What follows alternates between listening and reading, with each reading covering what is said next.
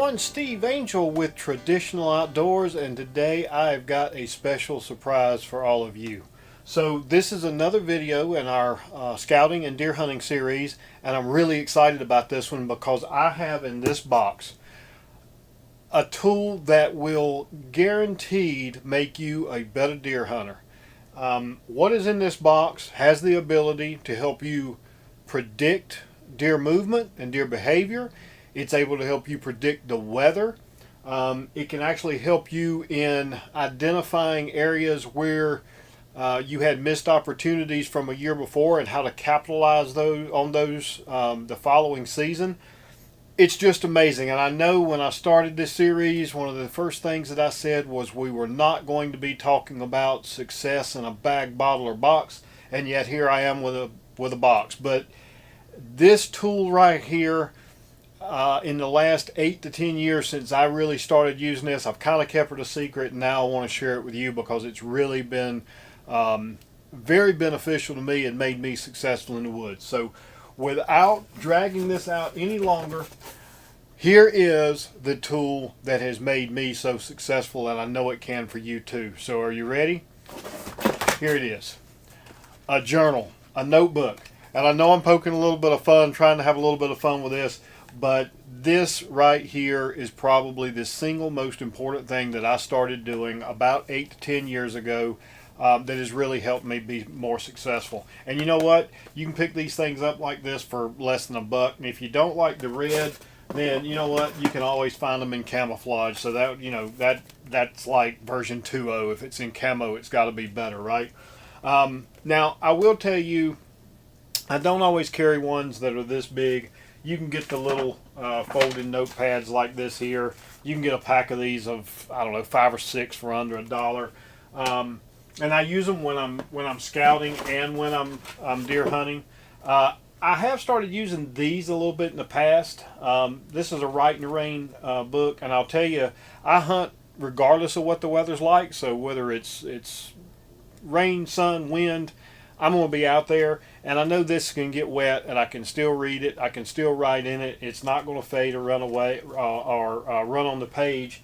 And then a lot of times what I'll do is I'll just capture my daily notes in this, and then I'll capture it more permanently in the bigger journal when I get home.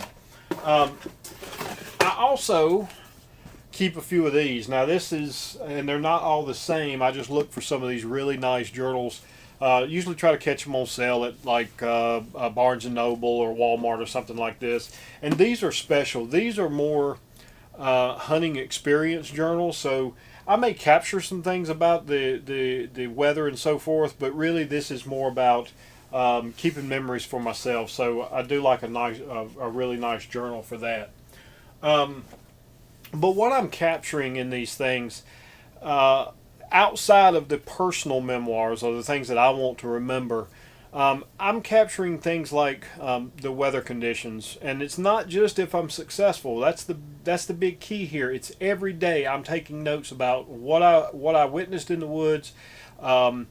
If weather, especially weather, is the barometer rising or falling? What's the temperature for the day? What's the wind? And wind is a big one, because if you'll start keeping track of wind directions and places that you're planning to hunt and scout, take a note of what the predicted weather wind speed or wind direction, and wind speed are for the nearest weather station you can find to where you're going to hunt. Then when you get in the woods, make a note of what the actual realized wind direction and speed is. Not so much the speed, but the direction. How does it differ from what the forecast was? Keep those notes and reference back to them, and a lot of times you can predict what the wind will be doing in a location based on the weather report, because a lot of times, especially if you've got a lot of terrain, the wind is not going to be the same as what it's forecasted. So that's, you know, it's just something that I started doing, and I've really used it over the past few years. We've talked about it on the podcast, and Nick will tell you a lot of times I can predict what the wind's going to be at a specific location in the woods before I ever leave my truck, and that's why. Another key thing that I like to capture is if I'm in a stand location and I see animals, but they aren't where I'm hunting. So, you know, they may be 100 yards away or 200 yards away. I make a note of that in my journal. I'll make a note to revisit that. I'll give myself some reminders of exactly where I saw them, the direction they were traveling, the time of day, and those kind of things. And I'll go back and look at those areas. If not during the season, then definitely postseason when I'm scouting, or preseason for the following year. And this year I think I've got like 10 locations or 10 stand sites that's based just off of that, where I saw animals. They were out of my range, didn't get a shot, didn't follow back up and hunt them last year, but I'm going to be hunting them this year. The other thing is it will also help you keep note of how often you're hunting a specific area or a specific stand. I'm taking some of Jason Samkoviak's cues this year, and I'm planning on going into the woods this fall with enough hunting locations that I don't have to hunt a spot more than once every 3 to 4 weeks. And I've seen that from my journal as well, and it didn't really hit me until I was talking to Jason about it. But you know, the first day you hunt a stand is without a doubt the best chance you're going to see a whitetail, especially a buck, from that stand. Every time you hunt that stand after that, especially if you're doing it on consecutive days, your chance of seeing animals just drops significantly, especially by day 3.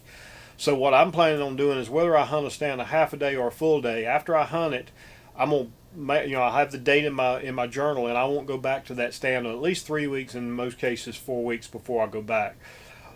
But over time, you'll see that you'll start seeing patterns, and you'll be able to predict deer activity in specific areas based on what you've captured in that journal. I wished I'd done this a lot longer, especially around the animals that I've taken in the woods. I didn't, again, start doing it until about 10 years ago. And I hear people like Warren Womack who have journaled every animal that they've taken, and he's got a history of every animal he's taken with a bow or a gun over the course of his life. I'd give anything to have that now, but I don't. There's no way I can go back and get it. But I guarantee you, if I could convince Warren to let me borrow his journal long enough, there's a lot more detail in that journal than just the day the animal was shot and what he shot it with. I can guarantee you he's capturing more than that. So give it a try. Start tracking the information. It doesn't take a lot of time. If you don't want to use a notepad, use your cell phone. Most people carry a cell phone into the woods with them. So capture the notes in your cell phone, and then when you get back home that night, just jot them down in a journal. And I really think it'll make a big difference over the course of the next year or two as you start collecting that data and what you're able to predict. So that's all we're going to talk about for today. I did want to have just a little short, quick, hopefully a little bit of a fun video to get out there to you, and at the same time pass along some useful information. I hope you'll put it to use. I hope it makes you successful. Good luck this fall, and I'll catch up with you real soon. Thank you.